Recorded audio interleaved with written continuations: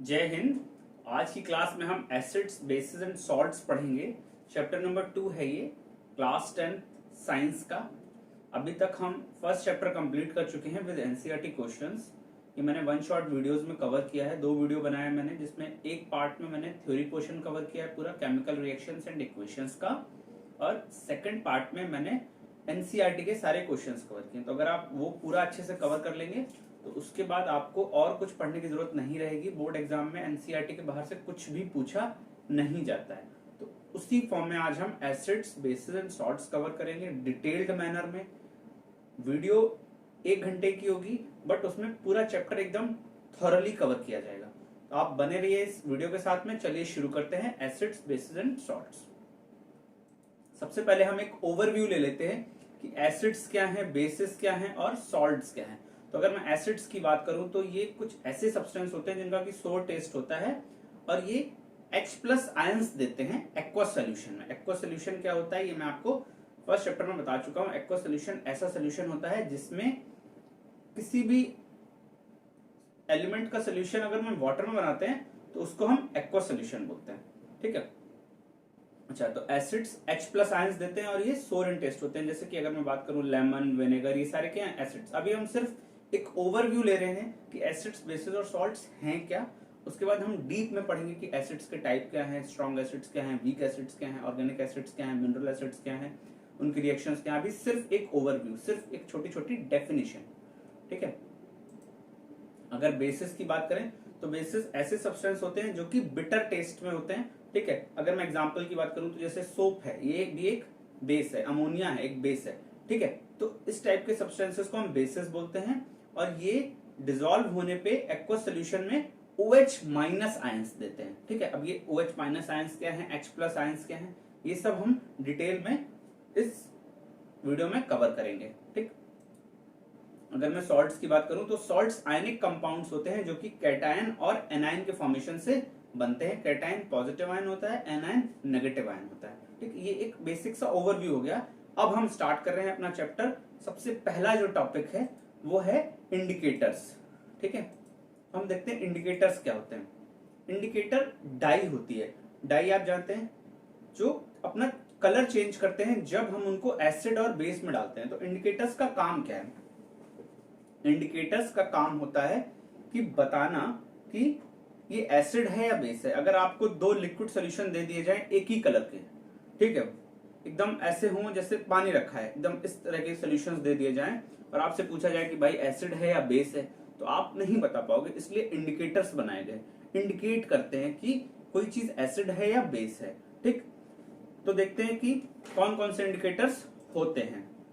Types of indicators की अगर मैं बात करूं तो 3 टाइप के इंडिकेटर होते हैं, नेचुरल इंडिकेटर्स, सिंथेटिक इंडिकेटर्स और ऑल्फैक्टरी इंडिकेटर्स। अब इन तीनों इंडिकेटर्स के बारे में हम अलग अलग पढ़ेंगे। आपको समझ में आ गया होगा इंडिकेटर्स का काम क्या है। इंडिकेटर्स हमें बताते हैं कि कोई सोल्यूशन एसिडिक है या बेसिक है। ठीक है। अगर हम देख के पहचान नहीं पा रहे हैं उस केस में। अच्छा, अब देखिए नेचुरल इंडिकेटर्स की मैं बात करता हूं। तो ये ऐसे इंडिकेटर्स होते हैं जो कि नेचर में पाए जाते हैं, जैसा नाम वैसा ही काम, सिंपल सी चीज है। ठीक। लिटमस होता है, रेड कैबेज लीव्स ये भी एक इंडिकेटर है, और टर्मरिक हल्दी जो कि हमारे किचन में यूज होती है वो भी एक इंडिकेटर है। अब ये इंडिकेट करते कैसे हम ये देख लेते हैं। सबसे पहले मैं बात करता हूँ लिटमस की। लिटमस एक पेपर होता है, लिटमस पेपर होता है, प्लांट से बनता है, लाइचिन नाम के प्लांट से बनता है ये। अच्छा, अब ये करता क्या है? बहुत सारे बच्चों को इसमें कंफ्यूजन होती है, blue to red, red to blue. मैं आपको एक ट्रिक बता देता हूँ। लिटमस का काम होता है कि अगर लिटमस पेपर को आपने एसिड में डाला, ठीक है, ब्लू कलर के लिटमस पेपर को आपने एसिड में डाला तो वो रेड हो जाएगा। ब्लू कलर का लिटमस पेपर रेड हो जाएगा एसिड में डालने पे। आपने एसिड में उसको डाला, आपने नींबू के रस में ब्लू कलर का लिटमस पेपर टच कराया तो वो रेड कलर का बन जाएगा। तो हमें पता चल जाएगा कि ये एसिड है। अगर बेस होगा तो रेड लिटमस ब्लू हो जाएगा। अगर रेड कलर का लिटमस पेपर लोगे तो वो ब्लू कलर का हो जाएगा बेस में डालते ही। ठीक है। तो याद कैसे करना है? देखिए, एसिड मैंने आपको बताया कि एसिड जो है वो ब्लू टू रेड कर देता है। ठीक है, ब्लू टू रेड एसिड। तो एसिड के लास्ट में क्या आता है? एसिड के लास्ट में क्या आता है? डी आता है। डी आता है। तो ब्लू टू रेड, रेड के लास्ट में क्या आता है, डी आता है। इट मीन्स कि जब एसिड होगा तो ब्लू लिटमस पेपर रेड हो जाएगा, ब्लू टू रेड। ठीक, इसी तरीके से ब्लू लिटमस पेपर बेस में क्या होता है, red to blue, red to blue. ठीक है, बेस की बात कर रहे हैं, बेस के लास्ट में ई आता है और ब्लू के लास्ट में भी ई आता है। इट मीन्स कि बेस में रेड टू ब्लू होगा। लास्ट लेटर देखो, एसिड में डी और रेड में D, it means last blue to red, last letter दोनों में डी और बेस में लास्ट लेटर ई, तो red to blue. I hope आपको समझ में आएगा लिटमस का काम क्या है। ठीक है, ये देखिए एक फिगर आपको दिख रहा है, लेमन से टच कराया तो blue litmus paper red colour का हो गया है, और बेस कोई रखा है NaOH रखा हुआ है ये, तो इसमें अगर रेड लिटमस पेपर टच करा रहे हैं तो वो ब्लू कलर का हो जा रहा है। ठीक है, ये नेचुरल इंडिकेटर है। Red cabbage leaves, red cabbage देख लो पहले कैसा होता है। रेड कैबेज कुछ इस तरह का होता है बेटा। अब ये एक इंडिकेटर है। ठीक है, रेड कैबेज लीव्स को अगर आप एसिड में डाल दोगे, रेड कैबेज लीव्स को अगर आप एसिड में डाल दोगे तो वो रेड कलर की ही रहेंगी, और बेस में डालोगे तो वो ग्रीन कलर की हो जाएंगी। ठीक है, इससे हम ये पता लगा सकते हैं। अच्छा, ये चीजें याद रखना जरूरी है, एग्जाम में पूछ लिया जाएगा। आपको ऐसे डायरेक्ट नहीं पूछेगा कि रेड कैबेज लीव्स का कलर क्या होता है, वो क्वेश्चन बना देगा, एक सिचुएशन दे देगा आपको, बोलेगा कि रेड कैबेज की लीव्स हैं, उसको पहले हमने लेमन में डाला तो कुछ नहीं हुआ, बेस में डाला तो ग्रीन हो गया, बताओ ये बात सही है या गलत है।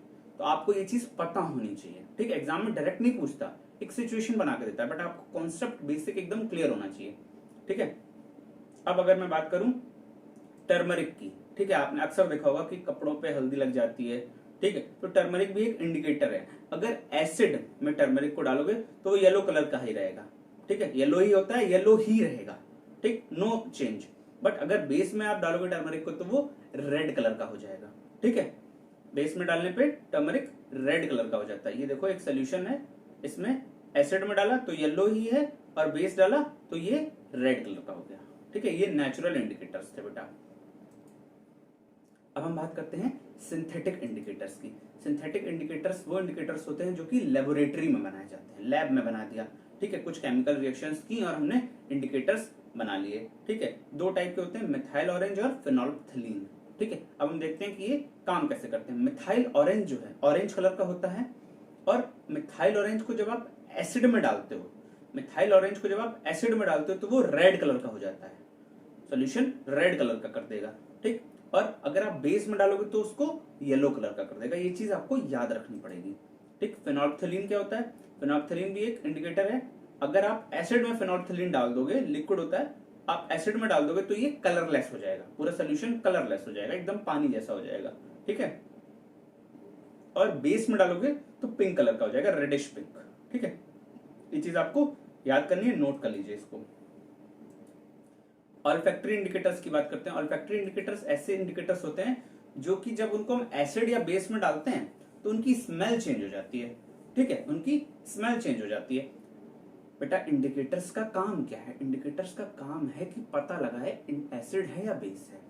ठीक है, तो हमने दो पढ़ लिए, अब हम ऑल्फैक्टरी पढ़ रहे हैं। ऑल्फैक्टरी इंडिकेटर्स की स्मेल चेंज हो जाएगी जब हम उनको एसिड या बेस में डालेंगे। ठीक है, एग्जांपल है अनियन और वेनिला एक्सट्रैक्ट। ठीक है, अनियन प्याज हम सब जानते हैं, अगर आप एसिड में अनियन को डालोगे तो वो उसकी स्मेल जो है वो डिस्ट्रॉय नहीं होगी। अनियन में एक स्मेल आती है, अनियन की स्मेल नहीं जाएगी अगर अनियन को एसिड में डालोगे। आप देखोगे कि रेस्टोरेंट वगैरह में विनेगर में अनियन डाल के रखते हैं। ठीक है, सिरके वाला प्याज अक्सर आपने देखा होगा, तो उस टाइम पे अनियन की स्मेल नहीं जाती है, वो एसिड में रहता है। बट अगर आप अनियन को बेस में डाल दोगे तो उसकी स्मेल चली जाएगी, उसकी स्मेल डिस्ट्रॉय हो जाएगी। ठीक है, वनीला एक्सट्रैक्ट, आपने वनीला आइसक्रीम खाई होगी, वनीला फ्लेवर। ठीक है, तो वनीला एक्सट्रैक्ट जो होता है अगर आप उसको एसिड में डालोगे तो उसकी स्मेल नहीं जाएगी, उसमें भी एक स्मेल आती है, उसकी स्मेल नहीं जाएगी। और अगर आप बेस में डाल दोगे वनीला एक्सट्रैक्ट को तो उसकी स्मेल चली जाएगी। तो हम ऐसे पता लगा सकते हैं कि भाई एसिड है या बेस है। अब हम डिटेल में पढ़ेंगे कि एसिड्स क्या हैं, उनकी प्रॉपर्टीज क्या हैं, उनके टाइप्स क्या हैं। तो जैसे मैंने आपको बताया था, एसिड्स वो सब्सटेंस होते हैं जिनमें की सोर टेस्ट होता है, H+ आयंस देते हैं एक्वस सॉल्यूशन में। अभी इसकी डिटेलिंग पढ़ते हैं। अब टाइप्स ऑफ एसिड्स देखते हैं। मिनरल एसिड्स और ऑर्गेनिक एसिड, दो टाइप के एसिड होते हैं। मिनरल एसिड्स वो होते हैं जो कि अर्थ पे पाए जाने वाले मिनरल्स से बनते हैं, जैसे कि एग्जांपल अगर मैं आपको बताऊं तो हाइड्रोक्लोरिक एसिड, हाइड्रोक्लोरिक एसिड का फॉर्मूला क्या होगा, HCl, ठीक। सल्फ्यूरिक एसिड H2SO4, ठीक। अर्थ पे पाए जाने वाले मिनरल्स से मिलके ये बनते हैं, देखो हाइड्रोजन, क्लोरीन, ये सब पाया जाता है, सल्फर, ऑक्सीजन, ये सब अर्थ पे पाए जाते हैं, तो इनसे मिलके ये एसिड्स बनते हैं। नाइट्रिक एसिड, नाइट्रिक एसिड का फॉर्मूला होता है बेटा HNO3, ठीक, ये आप नोट कर लीजिए। ऑर्गेनिक एसिड्स वो होते हैं जो कि प्लांट्स और एनिमल्स में प्रेजेंट होते हैं, ठीक, जैसे कि acetic acid, citric acid, lactic acid. अभी हम ये भी देखेंगे कि एसिटिक एसिड किस में पाया जाता है, कौन से प्लांट में पाया जाता है, कहाँ पे पाया जाता है, सिट्रिक एसिड कहाँ पे पाया जाता है, आपको पता भी होगा, सिट्रिक एसिड लेमन और ऑरेंज में होता है, ठीक है। लैक्टिक एसिड कहाँ पे पाया जाता है, तो ये सारी चीजें भी अभी हम देखेंगे, और ये सब एग्जाम में डायरेक्टली पूछ लिया जाता है कि एसिड्स के टाइप्स क्या हैं, ठीक। अब अगला टॉपिक हम देखते हैं कि what do all acids have in common. सारे एसिड्स में ऐसी कौन सी कॉमन चीज होती है जिससे कि हम उनको एसिड्स कहते हैं। ये क्वेश्चन बहुत ही ज्यादा इंपॉर्टेंट है, ठीक। तो अगर मैं सारे एसिड्स की बात करूं, जैसे कि मैं कोई भी एसिड ले लेता हूं, सपोज मैंने ले लिया, मैं यहाँ पे लिख देता हूं HCl ले लिया, ठीक, या H2SO4 ले लिया, ठीक, या HNO3 ले लिया, ठीक। अब देखो हर एसिड में एक हाइड्रोजन जरूर प्रेजेंट है, एक हाइड्रोजन जरूर प्रेजेंट है। अब जब ये ब्रेक होते हैं, एसिड्स जब टूटते हैं, तो HCl किससे किससे मिलके बना है, HCl बना है H और Cl से मिलके बना है, तो ये जब ब्रेक होगा तो H प्लस अलग होगा और Cl माइनस अलग हो जाएगा। इसी तरीके से H2SO4 में भी H है और HNO3 में भी H है। इट मीन्स कि सारे ही एसिड्स में H प्लस जरूर होता है। H प्लस जो है वो हर एसिड में होता है, ठीक। अभी H प्लस आता कहां से है और ये टूटता कैसे कि H प्लस कब बनेगा, ठीक। तो हम ये चीज देखते हैं कि what do all acids have in common. All acids produce hydrogen ions, इनको हम बोलते हैं hydrogen ions, H plus ions. When dissolved in water, ये H प्लस आयंस तभी निकलेंगे जब आप एसिड को पानी में मिलाएंगे, ठीक। The presence of hydrogen ions gives acidic properties to acidic solution. कोई भी एसिड है उसमें एसिडिक प्रॉपर्टीज कब आएंगी, एसिड वो कब कहलाएगा, जब उसमें H प्लस आयंस होंगे, तभी वो एसिड कहलाता है, ठीक। अभी टूटता कैसे, अभी मैंने आपको बताया HCl टूटेगा H प्लस और Cl माइनस में, ठीक। अब हाइड्रोजन आयंस जो होते हैं उनको हम दो तरह से बोल सकते हैं, या तो हम हाइड्रोजन H प्लस बोल देते हैं या फिर H3O प्लस भी बोल देते हैं। इनको हम हाइड्रोनियम आयंस बोलते हैं, चाहे ये हो एक ही बात है। क्यों, क्योंकि ये भी एसिडिक कैरेक्टर देगा। और H3O प्लस कैसे बना, जब हमने H प्लस में पानी मिलाया, जब हमने पानी और ज्यादा मिलाया तो वो देखो H के साथ ये जुड़ गया तो ये H3O प्लस बन गया, ठीक। तो ये भी क्या कहता है, ये भी एसिडिक कैरेक्टर देता है, ठीक। इट मींस कि अगर HCl का एक्वस सोल्यूशन है, ये यहाँ पे होगा बेटा aqueous solution. Aqueous solution means एक हमने पानी में सोल्यूशन बना के रखा हुआ है एसिड का, तो HCl टूटेगा H प्लस और Cl माइनस में। वो टूटता तभी है जब एक्वस सोल्यूशन होता है, पानी का सोल्यूशन हो, एसिड और पानी साथ में हो, उसका सोल्यूशन बना के रखा है, तब वो टूटता है H प्लस और Cl माइनस में। अब उसी सोल्यूशन में अगर हमने और पानी डाल दिया, उस पूरे सोल्यूशन को, पानी के साथ सोल्यूशन बनाया, उसमें और हमने पानी ऐड किया, तो अब H3O प्लस बनने लगते हैं। इट मींस कि H प्लस और H3O प्लस हमें ये बताते हैं कि ये चीज एसिड है। और ये आते कहां से हैं, ये जब एसिड को हम पानी में डालते हैं तब निकलते हैं, ठीक। हर एसिड में ये होते हैं, H2SO4 में भी H प्लस होगा, HNO3 में भी H प्लस होगा। ये चीज एसिड्स में कॉमन होती है, इनको हम हाइड्रोजन आयंस बोलते हैं। ये बहुत ही इंपॉर्टेंट बात थी। अब हम बढ़ते हैं स्ट्रॉन्ग एसिड्स और वीक एसिड्स की तरफ, ठीक है। इसको हम बोलेंगे कि भाई ये बहुत दमदार एसिड है, या फिर इसको बोलेंगे अरे भाई ये तो ऐसे ही है, ठीक है। Strong acids are really dangerous, ठीक है। और वीक एसिड्स को हम डेली अपने खाने में भी यूज करते हैं। स्ट्रॉन्ग एसिड्स वो एसिड्स होते हैं जो कि कंप्लीटली आयनाइज हो जाते हैं पानी में। आयनाइज होने का मतलब क्या होता है बेटा, ये समझ लो, ये बहुत ही इंपॉर्टेंट चीज है और इससे आपके चैप्टर का पूरा कॉन्सेप्ट खुल जाएगा। HCl टूटता है H प्लस और Cl माइनस में, आयंस बन गए। देखो ये आयन है कैटायन और ये एनायन है, ठीक। तो ये क्या हो रहा है, अपने आयंस में टूट रहे हैं, ठीक। तो एसिड जब टूटता है अपने आयंस में, एसिड टूटता कब है, एसिड टूटता है पानी में। पानी भाई दुश्मन है, एसिड को तोड़ देता है, ठीक, पानी डालोगे एसिड टूट जाएगा, एसिड की कितनी भी पक्की दोस्ती हो हाइड्रोजन क्लोरीन की, लेकिन पानी उसको चुटकियों में तोड़ देता है। पानी नहीं है अगर तो नहीं टूटेगा HCl, ऐसा ही रहेगा। ठीक है, तो पानी दुश्मन है HCl की दोस्ती का। ठीक भाई, अब समझो कि वो अपने आयंस में कंप्लीटली टूट जाए। जो HCl, जैसे मान के चलो, ये बहुत ही इंपॉर्टेंट चीज है, मान के चलो 100 HCl है, ठीक, पानी में जब हमने डाला तो 100 के 100 सारे के सारे H प्लस अलग हो गए और Cl माइनस अलग हो गए। 100 HCl थे तो 100 Cl प्लस बनेंगे और 100 H प्लस बनेंगे। तो ऐसा एसिड जो पूरी तरीके से अपने आयंस में टूट जाए, ठीक है, उसको हम स्ट्रॉन्ग एसिड बोलेंगे।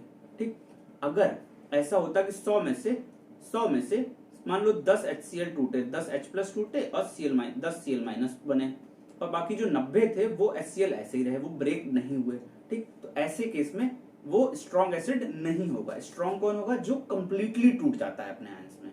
ठीक है, और जब कंप्लीटली टूटेगा तो large number of H plus ions देगा, और जितने H प्लस आयंस ज्यादा होंगे, H प्लस जितने ज्यादा होंगे, एसिड की ताकत उतनी ही ज्यादा होगी। ठीक है, तो एग्जांपल क्या है स्ट्रॉन्ग एसिड्स के? HCl, HNO3 और H2SO4। ठीक है, इसी तरह से अगर मैं वीक एसिड्स की बात करता हूं तो ये ऐसे एसिड्स होते हैं जो कि आयंस में कंप्लीटली नहीं टूटते हैं। ठीक है, जैसे मैंने आपको बताया कि अगर 100 हैं तो 10 ही टूटेंगे। ठीक, और ये कम H प्लस देते हैं, जब सारे टूटते नहीं तो H प्लस की संख्या कम होती है। H प्लस की संख्या कम है तो इनको हम वीक एसिड्स बोलते हैं, ज्यादा ताकतवर नहीं होते हैं। एग्जाम्पल क्या है? एसिटिक एसिड और फॉर्मिक एसिड। ये हो गया स्ट्रॉन्ग एसिड्स और वीक एसिड्स। अब कुछ नेचुरली अकरिंग एसिड्स की हम बात कर लेते हैं। विनेगर के अंदर होता है acetic acid, orange and lemon के अंदर होता है सिट्रिक एसिड, टैमरिंड के अंदर, टैमरिंड अगर आप जानते हैं इमली तो बोलते हैं, इसके अंदर टैट्रिक एसिड होता है। टोमेटो के अंदर ऑक्जेलिक एसिड है, कर्ड के अंदर लैक्टिक एसिड होता है, आंट चींटी काटती है वो मिथेनोइक एसिड होता है उसके डंक में। ठीक है, एप्पल के अंदर मैलिक एसिड है, और ग्रीन वेजिटेबल्स के अंदर फॉलिक एसिड है। ये टेबल है, इसको आप जरूर याद कीजिए। ठीक है, एग्जाम में पूछ लिया जाता है। अब हम पढ़ेंगे एसिड्स की रिएक्शंस। ठीक, एसिड किससे? मेटल से रिएक्ट करता है तो क्या बनाता है, मेटल कार्बोनेट से रिएक्ट करता है तो क्या बनाता है, बाइकार्बोनेट से रिएक्ट करता है तो क्या बनाता है। ठीक, एसिड की अब हम रिएक्शंस देखते हैं। सबसे पहले रिएक्शन जो है वो है मेटल प्लस एसिड। अगर एसिड के साथ मेटल मिलाओगे तो क्या बनेगा? सॉल्ट और हाइड्रोजन बनती है। एग्जाम्पल ले लेते हैं मेटल, जैसे कि मैग्नीशियम, कॉपर, इन सब के साथ में अगर हम एसिड की रिएक्शन करा रहे हैं, एसिड ले लिया H2SO4 जो कि है सल्फ्यूरिक एसिड। ठीक है, तो बना लेगा MgSO4 प्लस H2। ठीक है, MgSO4 प्लस H2 सॉल्ट बनाएगा और हाइड्रोजन अलग हो जाएगी। जब भी मेटल और एसिड की आपको रिएक्शन करानी है तो हाइड्रोजन जरूर निकलेगी। ठीक है, और सॉल्ट बनेगा, तो MgSO4 क्या है? सॉल्ट है। अच्छा, एक रिएक्शन और, मैग्नीशियम की जगह अगर हम जिंक ले लें तो ZnSO4 और हाइड्रोजन बन जाएगा। बहुत ही ज्यादा सिंपल ये होता है, कुछ भी नहीं करना है आपको, बस ये जो H2SO4 है इसका H2 हटाना है, इसको हटाना है और इसको हटा के अलग से लिख देना है। ठीक, और ये जो जगह बची यहाँ पे Mg को फिट कर देना है। ठीक, metal plus acid gives salt plus hydrogen. अच्छा, अब हम अगली रिएक्शन देखते हैं, मेटल कार्बोनेट प्लस एसिड। क्या देगा? Salt plus carbon dioxide plus water. जब भी इस टाइप की रिएक्शन है तो कार्बन डाइऑक्साइड वाटर बनना ही बनना है, उसको पहले ही बना दिया करो। ठीक है, उसके बाद उसको बैलेंस कर लो और सॉल्ट बना लो। ठीक, तो मेटल कार्बोनेट क्या होगा? मेटल का कार्बोनेट, कार्बोनेट किसको बोलते हैं? CO3 वाले को कार्बोनेट बोलते हैं। CO3 ग्रुप जिसमें लगा होगा उसको कार्बोनेट बोलेंगे। ठीक, तो देखो यहाँ पे एसिड है ये HCl। ठीक, अब आप बोलोगे 2 क्यों लगाया? ये बैलेंस करने की वजह से लगाया। आप नॉर्मल रिएक्शन लिख लो, उसके बाद बैलेंस बाद में भी कर सकते हो। ठीक है, ये है मेटल कार्बोनेट, इसका नाम होगा बेटा sodium carbonate. This is sodium carbonate. ये बना लिया, सॉल्ट बनाएगा, NaCl एक सॉल्ट है, कार्बन डाइऑक्साइड तो बनानी बनानी और H2O तो बनानी बनानी। जब भी मेटल कार्बोनेट की रिएक्शन आपको दिखे एसिड के साथ में, कार्बोनेट किसको बोलेंगे? जिसमें CO3 लगा होगा। ठीक, तो आप क्या करोगे? NaCl plus carbon dioxide plus water बना दोगे। ठीक है, अगर मेटल हाइड्रोजन कार्बोनेट की रिएक्शन हो, अब हाइड्रोजन कार्बोनेट क्या होगा? HCO3 लगा होगा। क्या लगा होगा? हाइड्रोजन कार्बोनेट में क्या लगा होगा? HCO3। और हाइड्रोजन कार्बोनेट को हम बाई कार्बोनेट भी बोलते हैं। ठीक है, ये चीज आप नोट कर लो कि हाइड्रोजन कार्बोनेट को बाइकार्बोनेट भी बोलते हैं। तो मेटल हाइड्रोजन कार्बोनेट की रिएक्शन अगर एसिड के साथ होगी, उस केस में भी सॉल्ट, कार्बन डाइऑक्साइड और वाटर बनेगा ही बनेगा। ठीक है, एग्जाम्पल देख लो, ये देखो HCl है, ठीक है, और मेटल हाइड्रोजन कार्बोनेट है तो NaHCO3, इसको बोलेंगे हम सोडियम बाइकार्बोनेट, ठीक है, या sodium hydrogen carbonate. Sodium bicarbonate बोल दो या हाइड्रोजन कार्बोनेट बोल दो, सॉल्ट बन गया, कार्बन डाइऑक्साइड बन गई और वाटर बन गई। ये रिएक्शन बहुत ही ज्यादा इंपॉर्टेंट है। अब हम चलते हैं टेस्टिंग ऑफ हाइड्रोजन गैस। अब आप इस चीज को समझिए कि जो मैंने आपको पहले रिएक्शन बताई थी, ये वाली जो रिएक्शन मैंने आपको बताई अभी, metal plus acid gives salt plus hydrogen, इस रिएक्शन में जो हाइड्रोजन निकलती है इसकी हम टेस्टिंग कैसे करें, हमें पता कैसे चलेगा कि भाई हाइड्रोजन निकल रही है, ठीक है, क्योंकि वो तो गैस है। तो इसकी टेस्टिंग करने के लिए हम क्या करेंगे,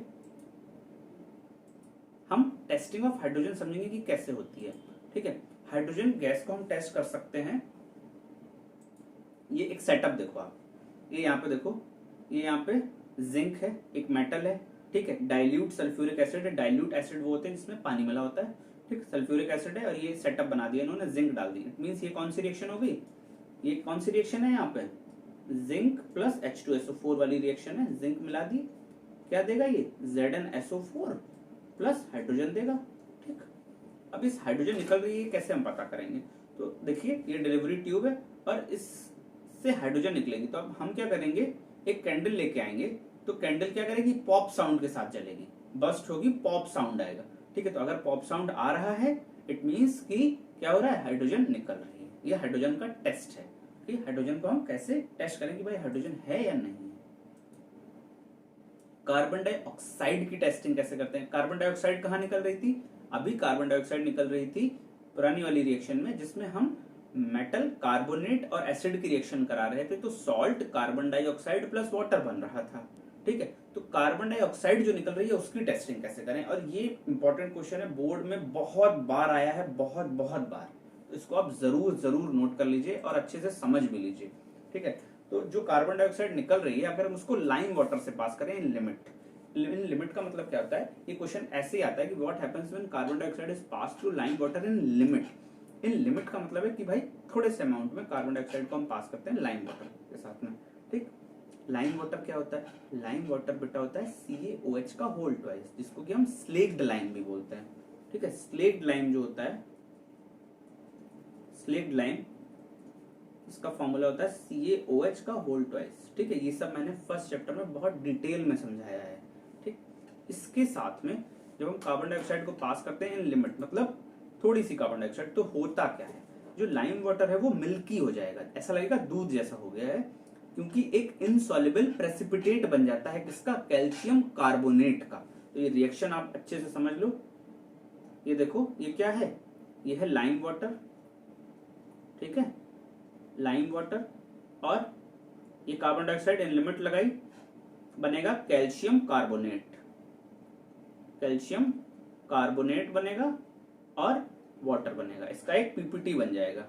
ठीक है, तो ये रिएक्शन हमें बताएगी कि भाई कार्बन डाइऑक्साइड जा रही है। अब अगर हम कार्बन डाइऑक्साइड एक्सेस में पास करते हैं, ज्यादा कार्बन डाइऑक्साइड देते हैं, तो क्या होगा, तो देखो क्या होगा, जब कार्बन डाइऑक्साइड एक्सेस में देती, ठीक है, तो कैल्शियम हाइड्रोजन कार्बोनेट बन जाएगा। ठीक है, कैल्शियम हाइड्रोजन कार्बोनेट बन जाएगा, या फिर कैल्शियम बाइकार्बोनेट बन जाता है। ठीक, ये भी इनसॉल्युबल इन वाटर होता है। ठीक, और यहाँ पे हम क्या कर रहे हैं, देखो एक्सेस में जब हम दे रहे हैं तो हम क्या कर रहे हैं, स्लेक्ड लाइम तो ऐसे ही रखा, स्लेक्ड लाइम या लाइम वाटर तो यही है। ठीक है, बट कार्बन डाइऑक्साइड बढ़ा दी, देखो पहले यहाँ पे एक कार्बन डाइऑक्साइड थी, यहाँ पे 2 कार्बन डाइऑक्साइड है, क्योंकि कार्बन डाइऑक्साइड इस बार एक्सेस में है। ठीक, तो ये क्वेश्चन ऐसे ही पूछा जाएगा, और ये यहाँ पे सोडियम बाइकार्बोनेट बन जाएगा, या फिर कैल्शियम हाइड्रोजन कार्बोनेट बन जाएगा। तो ये क्वेश्चन बहुत ही ज्यादा इंपॉर्टेंट है। अब हम बात करेंगे बेसिस की। बेसिक डेफिनेशन आपको पता है, बेसिस वो सब्सटेंस होते हैं जो कि बिटर टेस्ट के होते हैं और इसमें OH माइनस आयंस होते हैं। जैसे एसिड में H प्लस आयंस थे, वैसे ही बेसिस में OH माइनस आयंस होते हैं, और ये एक्वस सोल्यूशन में निकलते हैं, पानी के सोल्यूशन में ही बाहर आते हैं। ठीक है, टाइप्स ऑफ बेसिस की बात कर लेते हैं। स्ट्रॉन्ग बेस कौन से होंगे, जो कंप्लीटली टूट जाएंगे। ठीक, बेस के एग्जांपल क्या है, देखो बेस के एग्जांपल है NaOH। तो ये कैसे टूटेगा, पानी में कैसे टूटेगा, Na+ और OH-। तो स्ट्रॉन्ग बेस कौन सा होगा, जो कंप्लीटली टूट जाएगा। अगर 100 NaOH हम ले रहे हैं, अगर हम 100 NaOH ले रहे हैं तो 100 Na+ बन जाए और 100 ही OH- बन जाए। ठीक, तो वो ज्यादा कंप्लीटली टूट रहे हैं, ऐसे बेसिस को हम स्ट्रॉन्ग बेस बोलते हैं, जिनके example NaOH, sodium hydroxide, potassium hydroxide और कैल्शियम हाइड्रोक्साइड हैं। और वीक बेस कौन से होते हैं, जो कि कंप्लीटली आयनाइज नहीं होते हैं। अगर 100 बेस लिए हमने, उसमें से मानो 10 ही आयनाइज हुए, 10 ही अपने आयंस में टूट गए। ठीक है, तो ऐसे बेसिस को हम वीक बेसिस बोलते हैं। और इसका एग्जांपल है NH4OH, अमोनियम हाइड्रोक्साइड इसका नाम है। अब हम चलते हैं अगली स्लाइड की तरफ। ज्ञान की बात वापस आ गया है। इस मन की बात आता है, ऐसे ज्ञान की बात है। तो ये ज्ञान की बातें आप जरूर लिखा करिए, इनसे बोर्ड में कई बार क्वेश्चन आए हुए हैं, इसलिए मैंने इसको एक अलग से फोकस बना के स्लाइड बनाई हुई है। ठीक, एल्कलीज क्या होते हैं, एल्कलीज आपने बेसिस पढ़ लिए। एल्कलीज ऐसे बेस होते हैं जो कि वाटर में सॉल्युबल होते हैं। Alkali is a water soluble base, they are soapy to touch, साबुन जैसे होते हैं टच करने में, बिटर होते हैं और कोरोसिव होते हैं, जंग भी लग जाती है। वी शुड नेवर टच और टेस्ट देम, उनको हमें कभी भी टच नहीं करना चाहिए। ठीक है, what do all basis have in common, जैसे मैंने अभी आपको बताया कि सारे एसिड्स में क्या कॉमन होता है, सारे एसिड्स में H+ आयंस कॉमन होते हैं। तो सारे बेसिस में क्या कॉमन होगा, सारे बेसिस में OH- आयंस होंगे। ये OH- आयंस ही बेसिस को बेस बनाते हैं। वही चीज मैंने लिख दी है यहाँ पे कि सारे बेसिस हाइड्रोक्साइड आयंस प्रोड्यूस करते हैं। OH- जो है इसको हम हाइड्रोक्साइड बोलते हैं।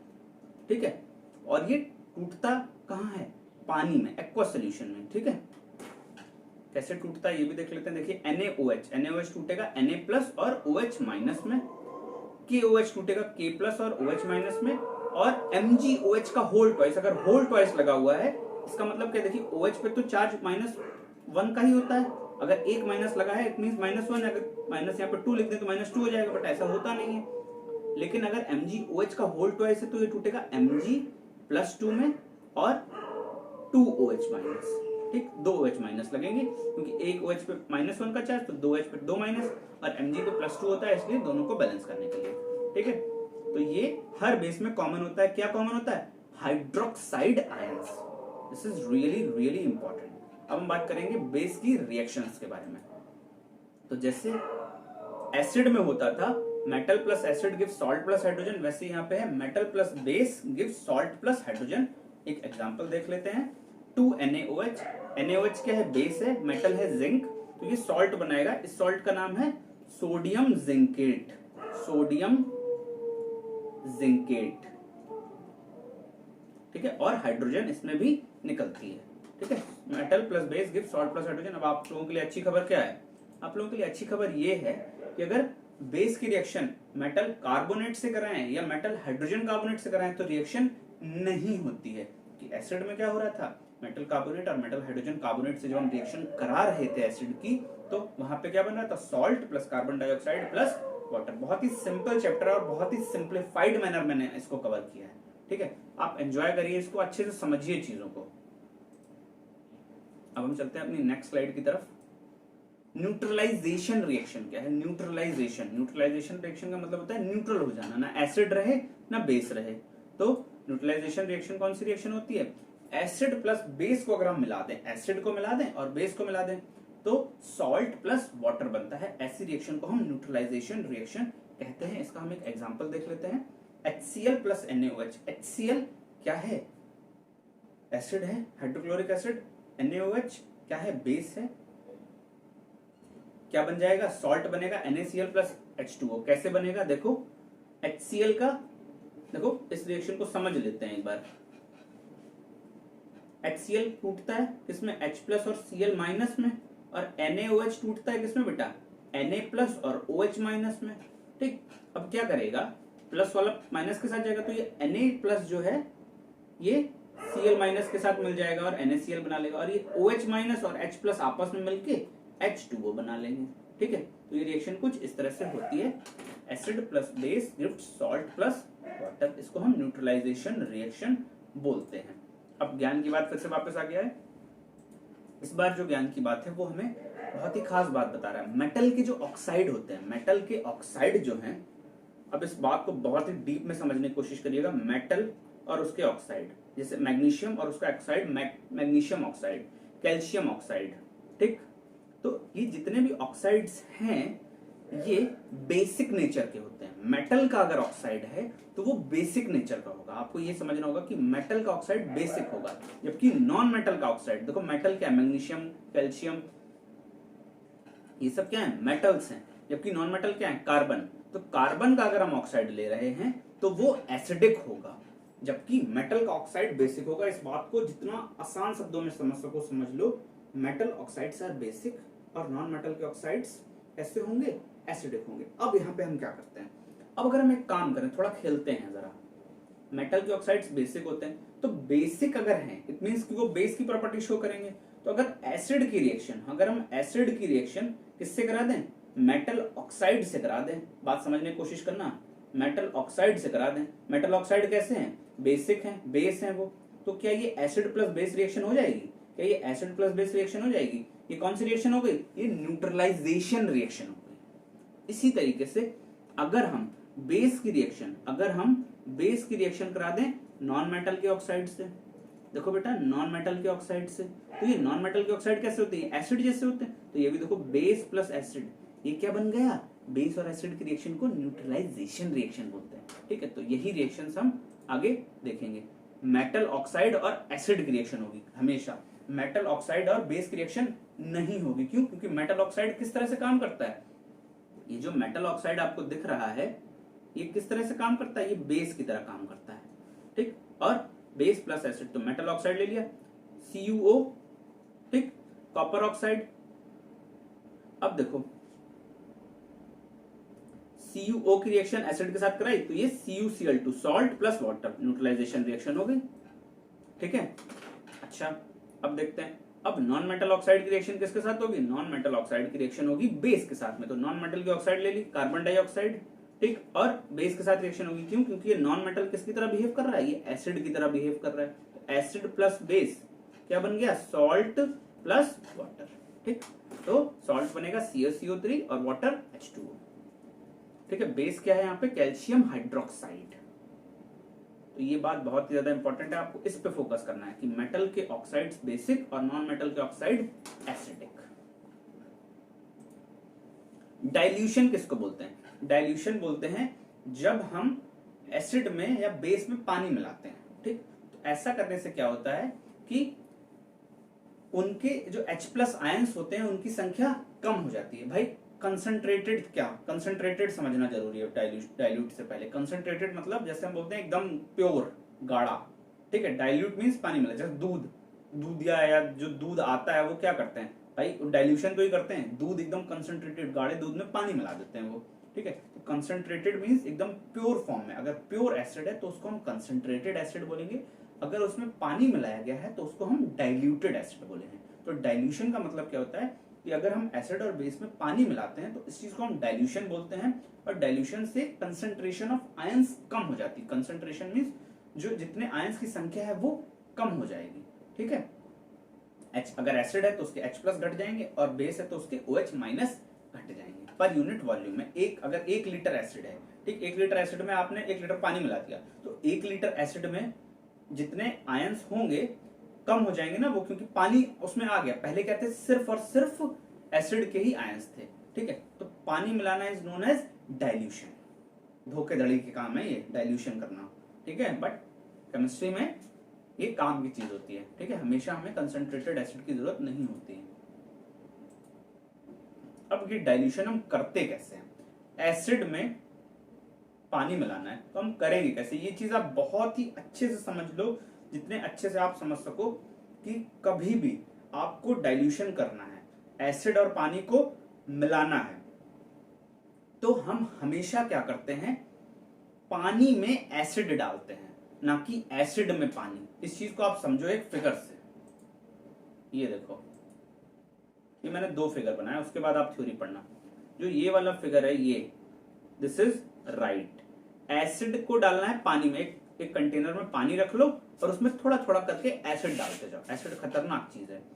बट अगर आपने पानी ले लिया, एक कटोरे में पानी लिया और उसमें एसिड डाला, तो भाई खेल खराब हो जाएगा, धमाका हो जाएगा।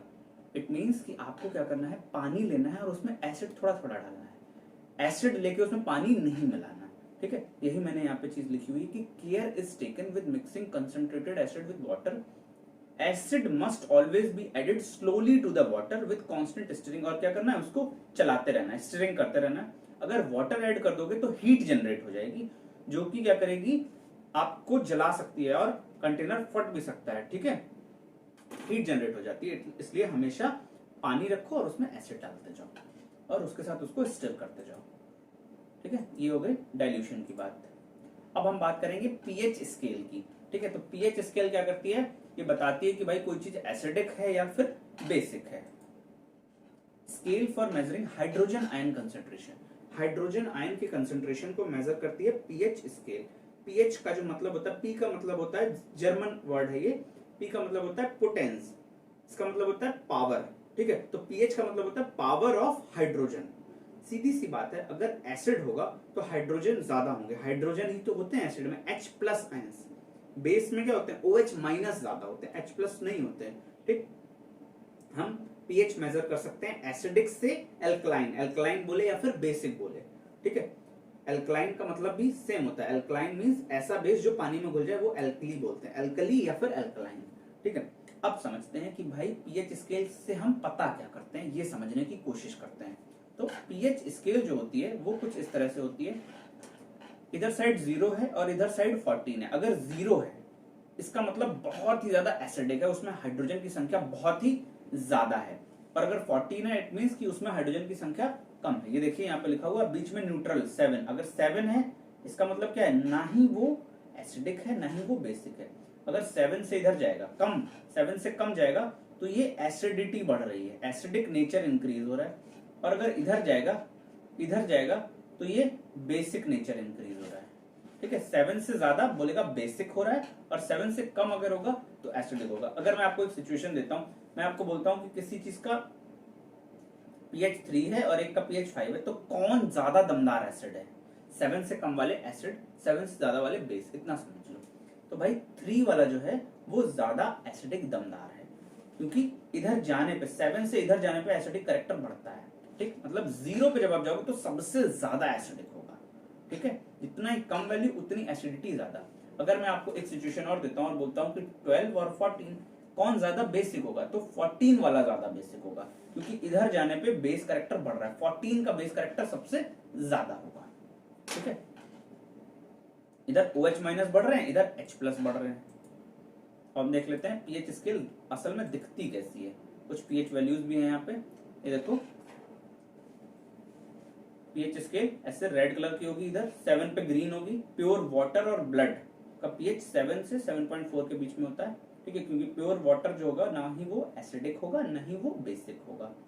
ठीक है, और ये कलर चेंज होता जाएगा, कलर चेंज। लेमन जूस का जो पीएच होता है वो 2.2 के अराउंड होता है। गैस्ट्रिक जूस, जो हमारे पेट में गैस्ट्रिक जूसेस होते हैं, उनका पीएच अबाउट 1.2 होता है। ठीक है, उसके बाद 7 से ज्यादा वाले सारे बेस होंगे, ये सब बेस हैं।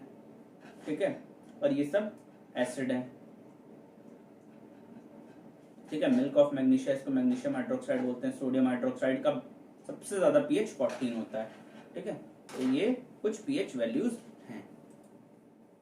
अब हम समझते हैं कि पीएच की इंपॉर्टेंस क्या है एवरीडे लाइफ में।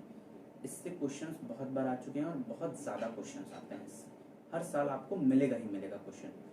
ठीक है, तो सबसे पहले जो हमारी बॉडी है इसको समझने की कोशिश करते हैं। जो हमारी बॉडी है वो एक छोटे से पीएच रेंज में काम करती है। अगर हमारी बॉडी का पीएच कम हो जाता है, 7 से कम हो जाता है, तो हमारी बॉडी एसिडिक हो जाती है। बहुत ज्यादा अगर 8 से ज्यादा हो जाएगा तो बेसिक हो जाएगी। तो हमारी जो बॉडी है वो 7 से 7.8 के पीएच में काम करती है। ठीक है, हम लोग इसी रेंज में सर्वाइव करते हैं, हमारी बॉडी का पीएच यही होता है। जो प्लांट्स होते हैं वो जिस मिट्टी में ग्रो करते हैं वो ना तो बहुत ज्यादा एसिडिक होती है ना ही बहुत ज्यादा एल्कलाइन होती है। एल्कलाइन का मतलब बेसिक ही होता है, वो भी एक लिमिटेड रेंज में उसका पीएच होता है। ऐसा नहीं कि मिट्टी का पीएच क्या पता 1 हो जाए, 0 हो जाए, ना ऐसा भी नहीं हो सकता कि 14 हो जाए। ठीक है, वो 7 और 8 के आसपास ही होता है। Plants grow in soil which is neither alkaline nor acidic, ये चीज मैंने 2 बार लिख दी I think. In our stomach, हमारे स्टमक में क्या होता है कि जब हम खाना खाते हैं, अगर आपने बायोलॉजी में पढ़ा हो, अभी हम पढ़ेंगे बायो के भी सारे चैप्टर्स, तो खाना जब खाते हैं तो HCl हाइड्रोक्लोरिक एसिड रिलीज होता है, ठीक है, जो कि खाने के को ब्रेक करता है, खाने को ब्रेक डाउन करता है, ठीक है, हमारे स्टमक को कोई नुकसान पहुंचाए बिना, ठीक है। बट अगर वो एसिड की क्वांटिटी ज्यादा हो जाती है, कभी हम बोलते हैं ना यार पेट में बहुत ज्यादा एसिडिटी हो रही है, एसिड बन रहा है, ठीक है, कब होता है जब हम बहुत एसिडिक चीजें खा लेते हैं, तीखा खा लेते हैं, तो वो अगर एसिड ज्यादा हो जाता है तो उससे इरिटेशन होने लगता है, पेट में दर्द होने लगता है। तो ऐसे केस में हम क्या करते हैं, एंटासिड लेते हैं, कुछ लोग डाइजीन खा लेते हैं, ठीक है, कुछ लोग पुदीना रख खा लेते हैं, ऐसी चीजें कर लेते हैं, जिससे कि क्या होता है, उनकी एसिडिटी कम हो जाती है। तो हमारे पेट में भी पीएच की इंपॉर्टेंस है, ठीक है। बहुत ज्यादा अगर एसिडिक हो जाएगा, HCl अगर बहुत ज्यादा बढ़ जाएगा तो हमें प्रॉब्लम होती है, ठीक है। तो ये पीएच की इंपॉर्टेंस है।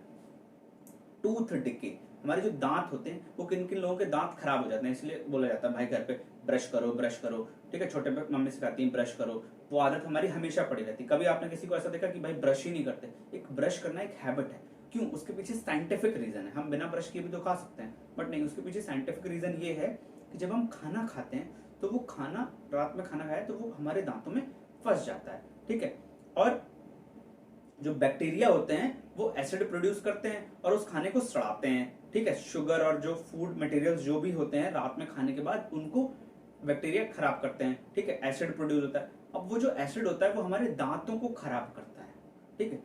तो हम क्या करते हैं, सुबह उठ के ब्रश करते हैं टूथपेस्ट से, जो कि होता है बेसिक नेचर का, ठीक है। उस एसिडिटी को हटाने के लिए, जो खाना के सड़ने की वजह से एसिडिटी आई है उसको हटाने के लिए हम बेसिक नेचर वाले टूथपेस्ट से ब्रश करते हैं, ठीक है, जिससे कि वो एसिडिटी हट जाती है।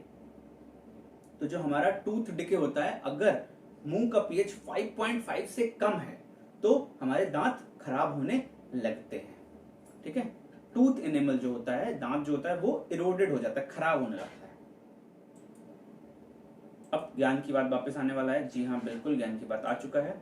जो टूथ एनिमल होता है वो कैल्शियम फॉस्फेट से बना होता है, और ये क्वेश्चन बोर्ड में कई बार पूछा गया है। कैल्शियम फॉस्फेट जो है हमारी बॉडी का सबसे ज्यादा हार्डेस्ट सब्सटेंस है, सबसे ज्यादा हार्ड है, इससे ज्यादा हार्ड कुछ भी नहीं, हड्डियों से भी ज्यादा मजबूत होता है कैल्शियम फॉस्फेट, ठीक है। अच्छा, अब देखो what is the pH of acid rain. Acid rain का पीएच क्या होता है और ये एक्वाटिक लाइफ को अफेक्ट कैसे करती है, जो जानवर पानी में रहते हैं उनको कैसे अफेक्ट करती है।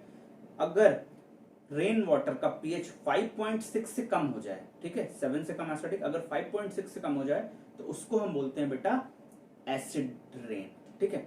और ये क्या करता है, रिवर में जो रहने वाले जानवर हैं उनको हार्म पहुंचाता है, क्योंकि रिवर वाटर को भी उसी पीएच में ला देता है। अगर एसिड रेन हो रहा है तो रिवर का भी पानी एसिड जैसा ही हो जाता है, जिससे कि एक्वेटिक एनिमल्स को प्रॉब्लम होती है। अब देखिए, अगर किसी बंदे को हनी बी, ठीक है, हनी बी आपने सुना होगा, अगर वो काट लेती है तो क्या होता है, ठीक है। तो जो बी का स्टिंग होता है जब वो काटती है तो एसिड रिलीज करती है, ठीक है, जिससे कि पेन और इरिटेशन होता है। अगर हम उसमें बेकिंग सोडा लगा लें तो हमें रिलीफ मिल जाती है, क्योंकि वो न्यूट्रलाइज कर देता है, ठीक है। एक प्लांट होता है नेटल, ठीक है, नेटल की जो लीव्स होती हैं वो भी बहुत तीखी होती है, उनमें भी एसिड होता है, ठीक है। अगर हम उनको टच कर लेते हैं तो वो हमारे अंदर मिथेनोइक एसिड रिलीज कर देते हैं, ठीक है। एक प्लांट होता है नेटल, उसकी जो पत्तियां होती हैं वो एसिडिक नेचर की होती है। अगर हम उनको टच कर लेते हैं, अगर वो हमारे हाथ पे लग जाती हैं तो मिथेनोइक एसिड रिलीज हो जाता है, जो कि बर्निंग पेन, बहुत ही ज्यादा दर्द देता है। उसको हम सही कर सकते हैं डॉग प्लांट को रब करके। डॉग प्लांट की लीव्स को हम रब कर लेते हैं, डॉग प्लांट भी नेटल लीव्स के पास में ही पाया जाता है। तो ये सब क्वेश्चन छोटे छोटे हैं, एग्जाम में पूछे गए, इसलिए मैंने इनको यहाँ पे रख दिया, और दोबारा भी पूछे जा सकते हैं, तो इनको आप मिस ना करें किसी भी सिचुएशन में। अब हम एसिड्स पढ़ लिए, बेसिस पढ़ लिए, हम सॉल्ट्स पढ़ लिए, ठीक है, और फिर हमारा ये चैप्टर फिनिश हो जाएगा।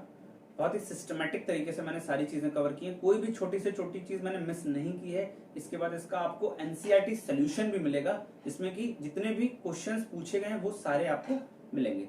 सॉल्ट्स आयनिक कंपाउंड्स होते हैं जो कि कैटायन और एनायन से बनते हैं, और इनका जो पीएच होता है ये 7 होता है, ये न्यूट्रल होते हैं, ना ही एसिडिक ना ही बेसिक, ठीक है। कॉमन सॉल्ट हम सब जानते हैं, घर में हमारे यूज होता है खाना खाने में, ठीक है। तो कॉमन सॉल्ट क्या होता है, एक व्हाइट पाउडर होता है which is used in preparing food.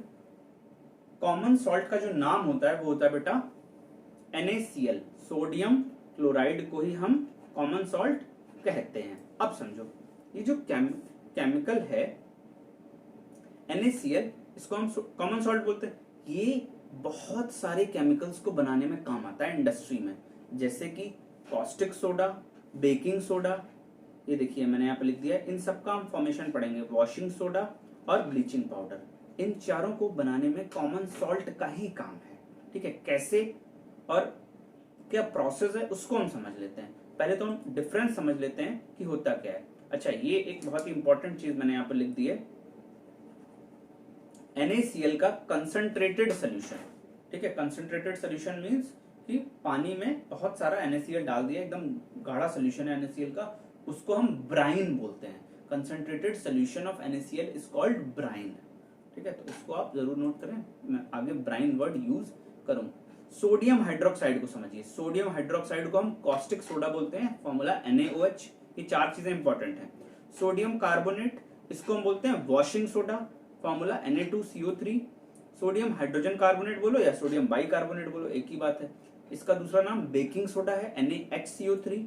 और चौथा है कैल्शियम ऑक्सीक्लोराइड, जिसको कि हम ब्लीचिंग पाउडर बोलते हैं। तो इन चारों का हम प्रिपरेशन पढ़ेंगे। इनमें आप इसको अच्छे से देख लो, सोडियम हाइड्रोक्साइड बोले तो caustic soda NaOH, washing soda is Na2CO3, baking soda is NaHCO3 और ब्लीचिंग पाउडर इज CaOCl2। तो ये चीज आप अच्छे से समझ लीजिए, इन चारों में डिफरेंस क्या है इनके नाम में, क्योंकि इनके नाम में आगे चल के आपको कंफ्यूजन होने के चांसेस हैं, इसलिए मैंने इनको अलग से लिख दिया। आप 4-5 बार कॉपी पे लिख के देखिए कि वॉशिंग सोडा Na2CO3 होता है, बेकिंग सोडा NaHCO3 होता है, ब्लीचिंग पाउडर CaOCl2 होता है और कॉस्टिक सोडा NaOH होता है। तो इनके हम फॉर्मेशन देखते हैं और ये चारों बनते हैं कॉमन सॉल्ट से। तो सबसे पहले हम देखेंगे फॉर्मेशन इसका सोडियम हाइड्रोक्साइड, जो कि है कॉस्टिक सोडा। मैं यहाँ पे लिख देता हूं, ये है कॉस्टिक सोडा, ठीक है। और ये भी देखेंगे इनके यूजेस क्या क्या है। ये बनता है क्लोर एल्कली प्रोसेस, क्लोर एल्कली प्रोसेस, ठीक है। तो कंसंट्रेटेड सोल्यूशन ऑफ NaCl लेंगे, कंसंट्रेटेड सोल्यूशन ऑफ NaCl को हम क्या बोलते हैं बेटा, अभी मैंने आपको बताया, उसको हम ब्राइन बोलते हैं, ठीक है। उसमें से हम इलेक्ट्रिसिटी पास कराते हैं, ठीक है। उसमें से हम इस ब्रैकेट के ऊपर आप लिखेंगे इलेक्ट्रिसिटी, ठीक है। उसमें हम इलेक्ट्रिसिटी पास कराते हैं। कंसंट्रेटेड सोल्यूशन लिया मींस NaCl लिया, ठीक है, और उसको वाटर में मिक्स किया, ठीक। तो क्या बनेगा, बन जाएगा बेटा क्या, कॉस्टिक सोडा, जिसको कि हम सोडियम हाइड्रोक्साइड बोल रहे हैं। और क्या बनेगा, Cl2, क्लोरीन और हाइड्रोजन। ये तीन चीजें बनती हैं। बहुत ही सिंपल रिएक्शन है। आपको क्या याद रखना है, मैं आपको, अगर आप मेरी बात को ध्यान से सुनेंगे तो मैं अभी आपको याद भी करा दूंगा, आपको इतना अच्छे से समझ में आ जाएगा कि आप भूलोगे नहीं। NaCl जो कि है कॉमन सॉल्ट, उसमें जब आप वाटर को मिलाओ, H2O मिला के इलेक्ट्रिसिटी से पास कराओ, उसको करंट पास कराओ कैथोड और एनोड लगा के, तो बनेगा NaOH, जो कि होता है कॉस्टिक सोडा, सोडियम हाइड्रोक्साइड उसका दूसरा नाम, और हाइड्रोजन और क्लोरीन, ठीक है। इस तरीके से बनता है हमारा सोडियम हाइड्रोक्साइड। ये देखो, ये सॉल्ट है, ये हाइड्रोजन बन गई, क्लोरीन बन गई और NaOH बन गया, ठीक है। हाइड्रोजन कैथोड पे बनेगी, हाइड्रोजन कैथोड पे बनेगी, ये कैथोड लिखा है, ये एनोड लिखा है, और NaOH भी कैथोड के पास बनता है। It is form near the cathode, ठीक। अब देखते हैं इनके uses of products from chlor alkali process. तो क्लोर एल्कली प्रोसेस में 3 प्रोडक्ट बनते हैं, एक तो NaOH बनता है, क्लोरीन बनती है और हाइड्रोजन बनता है। तो इनके हम देख लेते हैं यूजेस क्या क्या है। सबसे पहले हम क्लोरीन का यूज देख लेते हैं। ये यूजेस मैंने जितने भी हैं सारे लिख दिए। एग्जाम में आपसे कैसे पूछेगा मैं आपको ये भी बताता हूँ। क्लोरीन जो होती है वो ड्रिंकिंग वाटर को ट्रीट करने में काम आती है और स्विमिंग पूल में भी डाला जाता है, ठीक है। पानी गंदा है तो क्लोरीन डाल देते हैं, बोलते हैं ना क्लोरीन वाला पानी आ रहा है, ठीक है। तो पानी से जर्म्स हटाती गई है, ब्लीचिंग पाउडर बनता है क्लोरीन से, और हाइड्रोक्लोरिक एसिड HCl भी बनता है क्लोरीन से, ठीक है। हाइड्रोजन के अगर मैं यूजेस देखूं तो अमोनिया बनती है, रिएक्शन पढ़ी है आपने, NH3 बनता है हाइड्रोजन से, रॉकेट में फ्यूल की तरह भी यूज करते हैं हाइड्रोजन को, ठीक है। और हाइड्रोक्लोरिक एसिड भी बनता है, ठीक है। अब एग्जाम में पूछते कैसे, एग्जाम में ऐसे आपसे डायरेक्ट नहीं पूछेगा कि भाई क्लोरीन के यूज बताओ या हाइड्रोजन के यूज बताओ। वो आपको बोलेगा कि एक सब्सटेंस है जिसका नाम है X, वो रॉकेट में यूज होता है एज अ फ्यूल, ठीक है, ईंधन की तरह यूज होता है रॉकेट में, उसका नाम बताओ। तो आप कंफ्यूज हो जाओगे कि भाई क्या होता है, क्योंकि आप बच्चे क्या करते हैं, हाइड्रोजन के एक एक यूज पढ़ के चले गए, क्लोरीन के एक एक यूज पढ़ के चले गए। नहीं, आपको सारे यूजेस पढ़ने पड़ेंगे, क्योंकि कभी भी आपसे यूजेस नहीं पूछेगा, आपसे बस ये पूछेगा कि ये चीज इसमें यूज हो रही है तो इसका नाम बताओ, तो आप वहां पे कंफ्यूज हो सकते हो। आपसे मेरी गुजारिश है कि आप सारे यूजेस कवर करो। उसके बाद सोडियम हाइड्रोक्साइड जो कि कॉस्टिक सोडा होता है, उसके यूजेस क्या क्या है, साबुन और डिटर्जेंट बनाने का काम होता है, मैन्युफैक्चरिंग पेपर बनाते टाइम भी उसका काम होता है, मेटल्स में डीग्रीसिंग करते हैं, ग्रीस लग जाती है मेटल में, उसको हटाते हैं सोडियम हाइड्रोक्साइड की हेल्प से। ऑयल रिफाइनिंग में भी यूज होता है और डाइज और ब्लीचेस बनाने में भी वो यूज होता है। तो ये आप अच्छे से पढ़ लीजिए। अब हम बात करेंगे ब्लीचिंग पाउडर की। तो ब्लीचिंग पाउडर क्या होता है, ब्लीचिंग पाउडर होता है बेटा CaOCl2, CaOCl2, ठीक है। तो आपको ये चीज मैंने पहले ही लिख दी थी जिससे कि आपको कोई भी कंफ्यूजन ना हो। तो ये बनती कैसे है, ठीक है।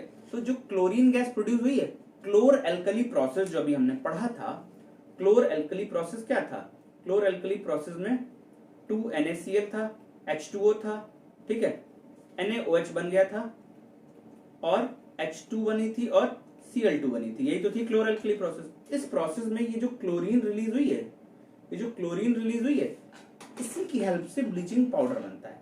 ब्लीचिंग पाउडर जो होता है, जो क्लोरीन गैस है उसको हम ड्राई स्लेक्ड लाइम से पास करते हैं। स्लेक्ड लाइम क्या होता है, स्लेक्ड लाइम मैंने आपको कई बार बताया, स्लेक्ड लाइम होता है कैल्शियम हाइड्रोक्साइड, ठीक है। इससे जब हम क्लोरीन गैस को मिक्स करते हैं तो ये हमारा CaOCl2 और वाटर बन जाता है। इतना सिंपल सा ये रिएक्शन है ब्लीचिंग पाउडर को बनाने का। अब मैंने आपको बोला था कॉमन सॉल्ट, नमक से ही सारी चीजें बन रही। हाँ भाई, नमक ही तो था इस रिएक्शन में। देखो NaCl ही तो है, NaCl से जो Cl2 निकली, उस Cl2 को मैंने स्लेक्ड लाइम से मिला दिया, ठीक है। लाइम वाटर भी यही होता है। लाइम वाटर क्या होता है, जब हम CaOH में पानी मिलाते हैं तो वो लाइम वाटर बन जाता है। अगर हम उसको ड्राई रखते हैं तो उसको हम ड्राई स्लेक्ड लाइम बोल देते हैं। इसमें जब हम क्लोरीन मिलाते हैं तो CaOCl2 और वाटर बन जाता है। इसको हम ब्लीचिंग पाउडर बोलते हैं। बहुत ही आसान रिएक्शंस हैं ये, कंफ्यूजन्स नहीं होने चाहिए। ब्लीचिंग पाउडर के यूजेस क्या क्या है, कॉटन को ब्लीच करते हैं, ठीक है, कपड़ों को ब्लीच किया जाता है, ठीक है। टेक्सटाइल इंडस्ट्री में कॉटन और लिनेन को, ठीक है। वुड पल्प जो होता है उसको भी, पेपर फैक्ट्रीज में जहाँ पे वुड का यूज होता है पेपर बनाने के लिए, वहां पे ब्लीचिंग पाउडर का यूज होता है। लॉन्ड्री में कपड़े धोते टाइम भी ब्लीचिंग पाउडर का यूज होता है।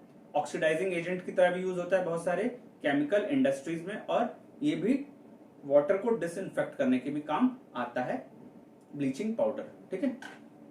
क्यों, क्योंकि इसमें क्लोरीन होती है, इसलिए ये वाटर में से जर्म्स भी हटा देता है।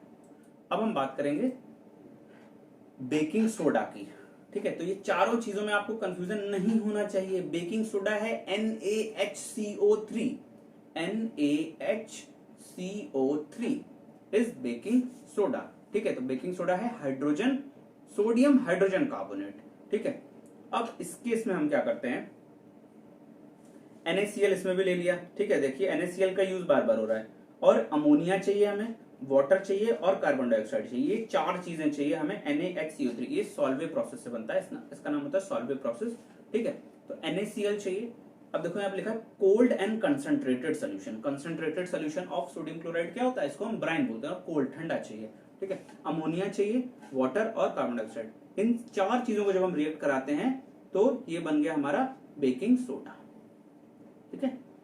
इन रिएक्शंस को आपको याद रखना है, और साथ में अमोनियम क्लोराइड भी बनती है, ठीक है। This is ammonium chloride. तो आपको बेकिंग सोडा बनाने के लिए क्या क्या चाहिए, नमक, NaCl, ammonia, H2O plus water और कार्बन डाइऑक्साइड। अब देखो ज्ञान की बात शायद वापस आने वाला है, अभी नहीं, थोड़ी देर बाद आएगा। बेकिंग सोडा के यूजेस क्या क्या है, ठीक है। तो देखो भाई, मैं आपको एक बात बताता हूं, लास्ट ईयर के बोर्ड एग्जाम में क्वेश्चन क्या आया था वो मैं आपको बताता हूं। बहुत सारे बच्चे कंफ्यूज हो गए थे, क्योंकि ये एनसीईआरटी में एक लाइन से मैं चीजें उठाता हूं, इसलिए आपको कोई भी प्रॉब्लम नहीं होगी। बोर्ड एग्जाम में कोई भी प्रॉब्लम होगी नहीं, क्योंकि सारे एग्जाम्पल्स में कवर करता हूं, एक एक लाइन में कवर करता हूं। तो एग्जाम में पूछा गया था कि एक सब्सटेंस है जो कि क्रिस्पी पकौड़े बनाने के लिए यूज होता है, उसका नाम बताओ और उसकी रिएक्शंस बताओ, ठीक है। तो बच्चे समझ ही नहीं पाए कि क्रिस्पी पकौड़ा बनाने के लिए यूज क्या होता है, क्योंकि ये लाइन एनसीईआरटी में दी हुई है। तो क्रिस्पी पकौड़ास बनाने के लिए यूज होता है बेकिंग सोडा। ठीक है, पकौड़े जब हम बनाते हैं तो उसमें हम बेकिंग सोडा डाल देते हैं तो वो क्रिस्पी हो जाते हैं। ठीक है, और कभी कभी हम जैसे चने बॉईल करते हैं या कुछ भी करते हैं तो थोड़ा सा बेकिंग सोडा डाल देते हैं जिससे कि कुकिंग फास्ट हो जाती है। फास्ट कुकिंग के लिए भी बेकिंग सोडा का यूज करते हैं। बेकिंग पाउडर बनता है इससे। अभी हम देखेंगे कि बेकिंग पाउडर होता क्या है। ठीक है, और ये एंटासिड की तरह भी यूज होता है। अगर पेट में एसिडिटी ज्यादा हो रही है तो हम बेकिंग सोडा भी खा लेते हैं तो हमें एसिडिटी में आराम मिलता है। सोडा एसिड फायर एक्सटिंग्विशर्स में भी ये यूज होता है आग बुझाने के लिए।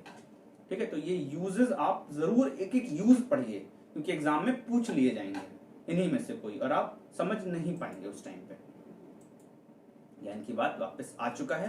देखते हैं क्या लेके आया इस बार। अगर सोडियम हाइड्रोजन कार्बोनेट को हम हीट करें, सोडियम हाइड्रोजन कार्बोनेट को हम हीट करें तो क्या बनेगा। सोडियम हाइड्रोजन कार्बोनेट को हीट करने पे सोडियम कार्बोनेट H2O और कार्बन डाइऑक्साइड बनती है। ठीक है, बहुत ही सिंपल क्वेश्चन है ये। बेकिंग पाउडर क्या होता है। ठीक है, और what reaction takes place when baking powder is heated. तो बेकिंग पाउडर जो होता है, बेकिंग सोडा आप समझ लो, मैं यहां पे आपको समझा दे रहा हूं। बेकिंग सोडा में अगर हम कोई एसिड मिला दें, माइल्ड एसिड, मतलब माइल्ड एसिड का मतलब होता है बेटा वीक एसिड। ठीक है, जैसे टार्टरिक एसिड जो कि टैमरिंड में होता है। अगर हम बेकिंग सोडा में कोई एसिड मिला दें, बेकिंग सोडा क्या है बेटा, बेकिंग सोडा है NaHCO3।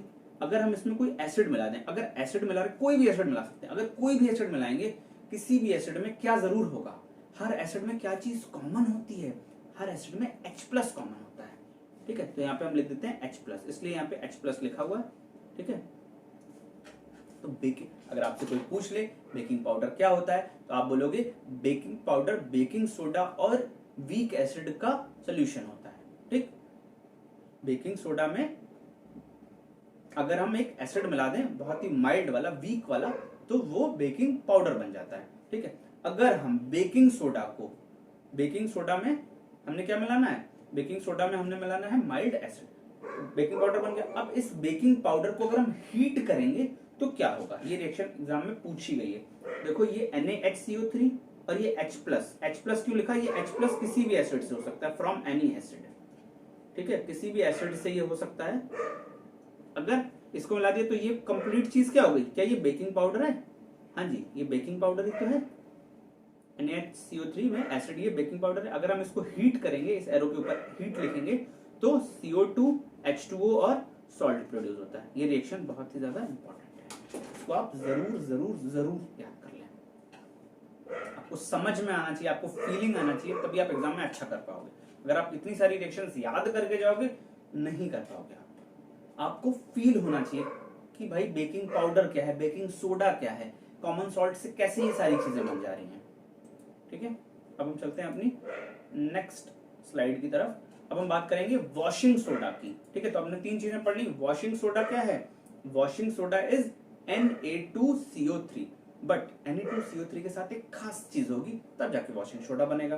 तो वॉशिंग सोडा जो होता है वो सोडियम कार्बोनेट होता है Na2CO3, इसमें कि वाटर के 10 मॉलिक्यूल्स मिले होते हैं, जुड़े होते हैं एज अ क्रिस्टल की फॉर्म में। अभी क्रिस्टल क्या होता है, ये क्या कहानी है, हम आगे की स्लाइड में देखते हैं। Washing soda is sodium carbonate, sodium carbonate तो वो होता ही है। सोडियम कार्बोनेट का फॉर्मूला क्या है, सोडियम कार्बोनेट का फॉर्मूला है Na2CO3। Washing soda sodium carbonate होता है बट उसमें 10 मॉलिक्यूल्स ऑफ H2O मिले होते हैं। अब हम इसको लिखते कैसे हैं, तो पहले देखते हैं ये प्रिपेयर कैसे होता है। सबसे पहले जो सोडियम हाइड्रोजन कार्बोनेट, अभी हमने पहले रिएक्शन पढ़ी कि सोडियम हाइड्रोजन कार्बोनेट को हीट करने पे क्या होगा, तो सोडियम हाइड्रोजन कार्बोनेट को हीट किया। ठीक है, ये देखो यहाँ पे हम लिख देंगे ब्रैकेट के ऊपर हीट। ठीक है, जब इसको हम हीट करते हैं तो देखो ये Na2CO3 बन गया, CO2 बन गया और H2 बन गया। अब आप कहोगे सर Na2CO3 ही तो वॉशिंग सोडा बन गया, नहीं, इस वॉशिंग सोडा में अब हम क्या करेंगे, ये एनहाइड्रस है। एनहाइड्रस का मतलब होता है बेटा जिसमें कि वाटर नहीं है, एनहाइड्रस, नो वाटर। ठीक है, एनहाइड्रस का मतलब है इसमें वाटर नहीं है, अभी इसमें वाटर नहीं है। ठीक है, इसको हम सोडा ऐश भी बोलते हैं। ठीक, अब इस एनहाइड्रस सोडियम कार्बोनेट में जो कि ये दिख रहा है, इसमें हम क्या करेंगे, 10 मॉलिक्यूल्स ऑफ वाटर मिलाएंगे। ठीक है, तो ये वाटर जो है यहाँ पे प्लस लगा, यहाँ पे डॉट लगा के लिखना है। इसका मतलब क्या होता है, ये वाटर इसके अंदर चला गया, इसने एब्जॉर्ब कर लिया, क्रिस्टल के फॉर्म में हो गया। ठीक है, आप कैसे लिखोगे Na2CO3 प्लस 10H2O, और आगे लिखोगे Na2CO3 dot 10H2O। Dot 10H2O का मतलब होता है कि ये जो 10 वाटर के मॉलिक्यूल्स हमने मिलाए थे ये इसके अंदर एब्जॉर्ब हो गए। तो इस Na2CO3 डॉट 10H2O को ही हम वॉशिंग सोडा कहते हैं, इसको हम वॉशिंग सोडा कहते हैं। ठीक, अब ये कैसे एब्जॉर्ब होता है, क्या होता है, ये हम अगली स्लाइड में देखते हैं। बहुत ही सिंपल है, मैं एक बार फिर से बता दे रहा हूँ। सोडियम हाइड्रोजन कार्बोनेट को आपने हीट करना है, जैसे आप हीट करोगे सोडियम कार्बोनेट बन जाएगा जो कि एनहाइड्रस होगा, जिसमें पानी नहीं होगा, उसको हम सोडा ऐश भी बोलते हैं।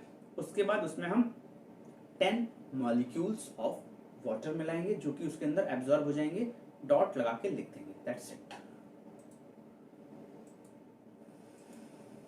यूजेस देख लेते हैं वॉशिंग सोडा के, सारे यूजेस आपको पढ़ने। ग्लास इंडस्ट्री में यूज होता है, सोप इंडस्ट्री में यूज होता है, पेपर इंडस्ट्री में यूज होता है। सोडियम कंपाउंड जैसे कि बोरेक्स, इसमें भी यूज होता है। क्लीनिंग एजेंट की तरह यूज होता है घर में। ठीक है, जो भी फिनाइल वगैरह या इन सब में जो भी साफ सफाई की चीजें होती हैं जो घर को साफ करने के लिए यूज होती है उसमें भी यूज होता है। ठीक है, और वाटर की परमानेंट हार्डनेस को हटाने के लिए भी यूज होता है। वाटर की हार्डनेस मींस वाटर में जो इंप्योरिटीज मिली होती हैं उसको भी हटाने में वॉशिंग सोडा यूज होता है। वाटर ऑफ क्रिस्टलाइजेशन है क्या? ये जो Na2CO3.10H2O था, इसका मतलब क्या है? इसको हम वाटर ऑफ क्रिस्टलाइजेशन बोलते हैं। ठीक है, तो water of crystallization fixed number of water molecules होते हैं जो कि एक सॉल्ट में होते हैं। किसी भी सॉल्ट में अगर fixed number of water molecules हैं तो उसको हम वाटर ऑफ क्रिस्टलाइजेशन बोलते हैं। जैसे Na2CO3 है, Na2CO3 अलग से हम जानते हैं सोडियम कार्बोनेट होता है, बट अगर हम उसको वॉशिंग सोडा बोल रहे हैं तो उस Na2CO3 में 10H2O मिले होंगे और वो उसको हम बोलते हैं वाटर ऑफ क्रिस्टलाइजेशन। उसको क्रिस्टल बनाने के लिए जो वाटर यूज होता है उसको हम वाटर ऑफ क्रिस्टलाइजेशन बोलते हैं। ठीक है, क्रिस्टल्स जब बनेंगे तो क्रिस्टल्स दिखते कैसे हैं? देखिए, क्रिस्टल्स कुछ इस तरह के होते हैं, नमक के आपने देखे होंगे क्रिस्टल्स। ठीक है, तो ये क्रिस्टल्स जो आपस में बंधे रहते हैं ना, ये क्रिस्टल्स बनाने के लिए हम वाटर ऑफ क्रिस्टलाइजेशन का यूज करते हैं। जैसे CuSO4 कॉपर सल्फेट का क्रिस्टल है तो उसमें 5 H2O मिले होते हैं। ठीक है, Na2CO3 का क्रिस्टल है जिसको हम वॉशिंग सोडा बोलते हैं, उसमें 10 H2O मिले होते हैं।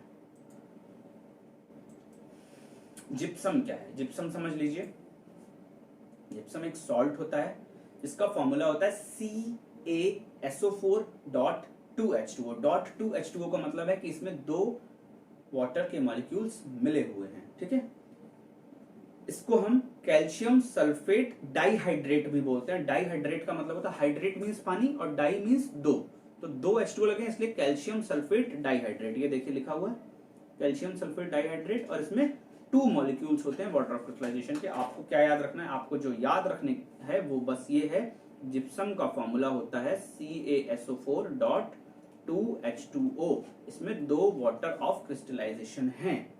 ठीक है, इसको हम कैल्शियम सल्फेट डाइहाइड्रेट बोलते हैं। डाइहाइड्रेट क्यों? क्योंकि 2 वाटर मिले हुए हैं।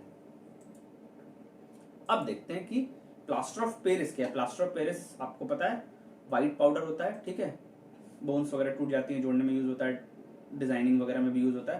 तो ये होता क्या है और ये बनता कैसे है? ठीक है, हाउ इट इज प्रिपेयर्ड। ठीक है, तो ये फाइन व्हाइट पाउडर है, कैल्शियम सल्फेट ही होता है। ये बनता है जब हम जिप्सम को हीट करते हैं। अब समझो जिप्सम क्या है, अभी मैंने आपको बताया जिप्सम है CaSO4.2H2O। ठीक, .2H2O है। इसको जब हम हीट करेंगे, इसको जब हम आप हीट करेंगे तो क्या होगा कि इसमें से हीट करने से पानी हटेगा ना, तो 2 H2O में से क्या होगा 1.5 H2O निकल जाएगा और सिर्फ हाफ H2O रह जाएगा। ठीक है, तो ये जो हाफ H2O है CaSO4.12H2O। ठीक है, इसको ही हम क्या बोलते हैं? इसको ही हम प्लास्टर ऑफ पेरिस बोलते हैं। Plaster of Paris is CaSO4.12H2O। इसको जब हम जिप्सम को हीट करोगे 2 H2O में से 1.5 H2O निकल जाएगा और POP बन जाएगा। ठीक है, अब फिर क्वेश्चन पूछ देगा कि भाई अगर हम इस प्लास्टर ऑफ पेरिस में, ठीक है, अगर हम प्लास्टर ऑफ पेरिस में फिर से वाटर ऐड कर दें तो क्या होगा? अरे भाई पहले उसमें 2 H2O थे, उसको हीट किया तो हाफ H2O बचा। अगर हम फिर से क्या करें, अगर हम देखिए वही चीज लिखी हुई है, what happens when plaster of Paris is mixed with water. अगर उसमें हम फिर से वाटर मिला दें, देखिए प्लास्टर ऑफ पेरिस था क्या? प्लास्टर ऑफ पेरिस था CaSO4 डॉट हाफ H2O। ठीक, अगर हम उसमें जो 1.5 H2O बाहर हुआ है उसको हम मिला दें तो क्या होगा, फिर से वो जिप्सम बन जाएगा। सीधी सी बात, CaSO4 डॉट 2H2O, सीधी सी बात है, gypsum is CaSO4 dot 2H2O, plaster of Paris is CaSO4 dot half H2O। That's it. Uses of plaster of Paris. Plaster of Paris के यूज क्या है? डॉक्टर्स यूज करते हैं बोन्स को जोड़ने के लिए, टॉयज बनाने के लिए यूज होता है, डेकोरेटिव मटेरियल्स बनाने के लिए भी यूज होता है, और कुछ स्मूथ सर्फेसेस बनाने के लिए भी प्लास्टर ऑफ पेरिस यूज होता है। ये चैप्टर बस इतना सा था, या मैं कहूँ इतनी सी थी ये कहानी बस। ठीक है, तो आई होप आपने एंजॉय किया होगा। बहुत ही कम टाइम में मैंने इसको कवर किया है, और एक एक चीज जो आप एग्जाम में पूछी जाएगी हर एक चीज कवर की है। वीडियो अच्छी लगी हो जरूर लाइक करना, फ्रेंड्स में जरूर शेयर करना, कोई डाउट हो तो कमेंट जरूर करना। Thank you.